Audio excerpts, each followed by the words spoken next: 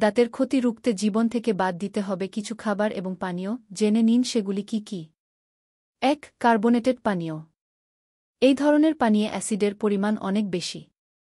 অতিরিক্ত পরিমাণে এই পানীয় খেলে দাঁতের উপরের স্তরে যে এনামেলের পর্ত থাকে তা নষ্ট হয়ে যায়।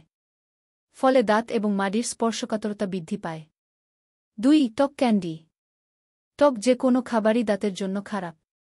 টক ফল, পানীয়, ক্যান্ডিতে অ্যাসিডের পরিমাণ বেশি। খাবার এবং পানীয়ে থাকা সাইট্রিক অ্যাসিড, টার্টারিক অ্যাসিডের মতো উপাদান দাঁতের ক্ষতি করে। তাই এই ধরনের খাবার খাওয়া খেতে বিরত থাকতে হবে। ৩. পাউরুটি। পাউরুটিতে কার্বোহাইড্রেটের পরিমাণ বেশি। তাই অতিরিক্ত পাউরুটি খেলে দাঁতের ক্ষতি হতে পারে। ৪. চিপস।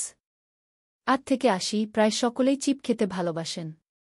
চিপস সাধারণত আলু দিয়ে তৈরি হয়।